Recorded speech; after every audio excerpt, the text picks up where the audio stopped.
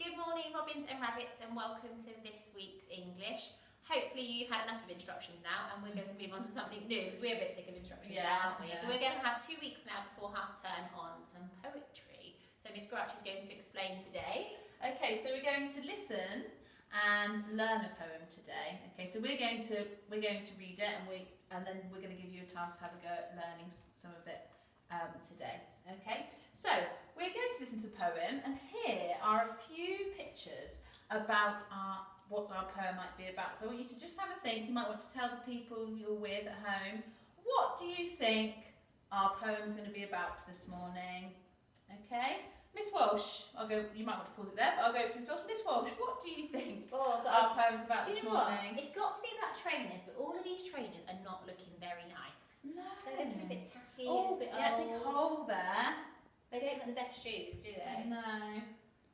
No, I think you're right, Miss Walsh. So we'll see as we go through what it is about. So listening ears on, are you ready?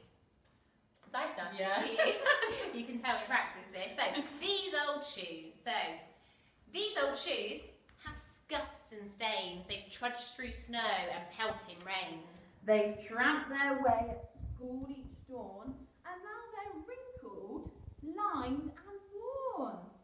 But these old shoes have danced with glee. They clambered up our climbing tree. They have cracked and fraying laces, but these old shoes have won at races. They're down at heel with trimming soles, but once these shoes were scoring goals. They've pushed at pedals, trod the street, they've tapped in time to music beats. They've stood at bus stops for an age. They've stamped in puddles and with rage. And if I listed all they'd done, this poem would simply run and run. But though they once were bright and neat, and though they stoutly served my feet, they're battered now and much too tight, and so it's time to say good night. Let's lift the lid. Oh, we're meant to have a bin. Hang on.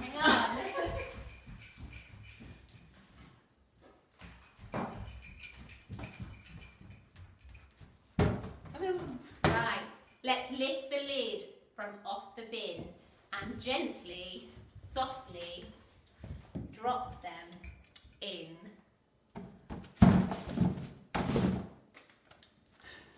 Right, so that is our poem that you're going to have a go at trying to learn at home.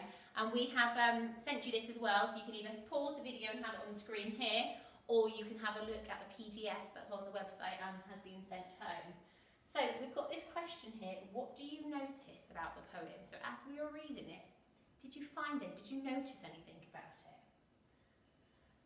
We're going to give you a few clues, what we noticed when we were going through the poem. Miss Grouchy, would you like to start? Yeah, so the poem has a strong marching rhythm.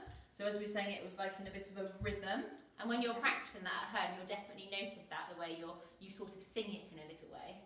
The next we've got the shoes in the poem are personified. We're going to go through that in a bit more detail further on through this unit. But I'm tongue-tied. Personified means when you give something a human personality. So when you make something a little bit like you making it to life, really. Okay, so we're pretending these shoes are alive.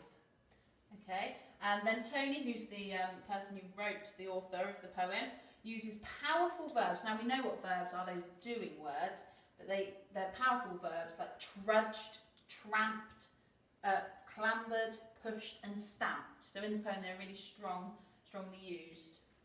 And finally we've got lots of adjectives in there, and you can pull out some when you have it up in front of you later.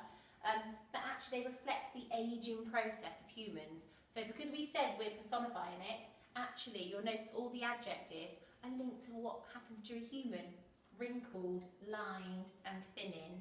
And I keep moaning, since I turned 30 4 years ago, that's definitely happening to me. So I think lots of people will be able to reflect on that. Not you, because you've got a few years ahead of you yet. So, what you're going to have a go at doing today then? If you want to have a go at putting some actions to the poem, perhaps to help you learn it. And as Miss Walsh already said, we will send out the poem as well, so you can have that in front of you on the So screen. you can perform it, or if you wanted to get your parents to video and send a video in of you That would be performing it, or great. you can perform it to any younger siblings that you have at home. And we've got a little bit of an extension here. If you wanted to find some more poems by the same author, so Tony Mitten, there is a website here that you can find some more poems from him, and you can have a little look at what he looks like as well, so you know who's writing the poem. And that's it for today. So a nice start to the English unit, because you've got no writing to do today and just lots of performing. So Yeah, just have fun. yeah, it's a pity you're not at school doing it all together, because I think this would be a really fun lesson for us to do with you. So have a good day, and we will speak to you tomorrow.